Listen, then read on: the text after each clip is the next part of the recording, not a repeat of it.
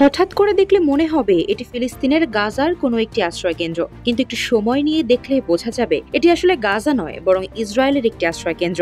ইরানের মিসাইল বৃষ্টিতে ঝাঁঝরা হয়ে গেছে ইসরায়েলের বহু স্থাপনা। ঘরবাড়ি হারিয়ে দিশেহারা হয়ে এখন মাটির নিচের বাংকারে বা তাঁবুতে আশ্রয় নিয়েছে হাজার হাজার ইসরায়েলি নাগরিক।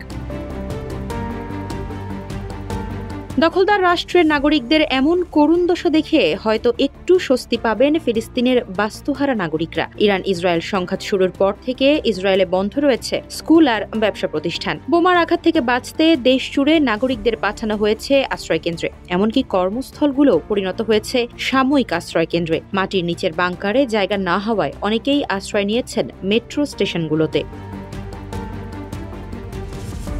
ইসরায়েলের আকাশ এখন ইরানের দখলে। দিনরাত 24 ঘন্টা এখন দেশের বেশিরভাগ অঞ্চলে বেজে উঠছে সাইরেন। সারাদিনই সক্রিয় থাকছে আকাশ প্রতিরক্ষা ব্যবস্থাও। ইরানে মার্কিন যুক্তরাষ্ট্রের হামলার পর বড় যুদ্ধের পথে আরও এক ধাপ এগিয়ে গেল তেহরান। এখন যে কোনো ব্র্যান্ডের পুরাতন এসি বদলে নতুন ওয়ালটন এসিতে উপভোগ করুন 25% ছাড়।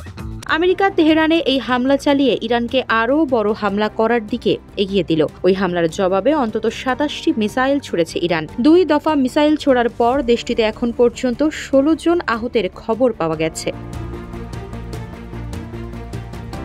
ইসরায়েলের একটি বিমানবন্দরের দিকে দূরপাল্লার তরল ও কঠিন জ্বালানিযুক্ত ধ্বংসাত্মক ওয়ারহেড বহনকারী মিসাইল ছুড়েছে ইরান। লক্ষ্যবস্তু ছিল একটি গবেষণা কেন্দ্র, লজিস্টিক ঘাঁটি এবং বিভিন্ন স্তরের কমান্ড ও নিয়ন্ত্রণ কেন্দ্র। তেল আবিব এবং হাইফার আবাসিক এলাকাগুলোতেও ছুটে গেছে বিধ্বংসী ক্ষেপণাস্ত্র। এসব ক্ষেপণাস্ত্রে ঘর ছাড়া ইসরায়েলের বেশিরভাগ নাগরিকের আশ্রয়স্থল এখন ছোট ছোট অস্থায়ী তাঁবু। গাজার সাধারণ মানুষের ওপর নির্মম হত্যাযজ্ঞ চালানো ইসরায়েলি এখন নিজ দেশের মানুষকে নিরাপত্তা দিতে পুরোপুরি ব্যর্থ। প্রতিনিয়ত ইরানি হামলা থেকে বাঁচতে ইসরায়েলিরা এখন আশ্রয় নিয়েছে আন্ডারগ্রাউন্ড রেল স্টেশন বা বোমা প্রতিরোধ বাংকারে। লাখ লাখ মানুষের খাবার এবং আশ্রয় জোগাতে হিমশিম খাচ্ছে নেতানিয়াহু সরকার।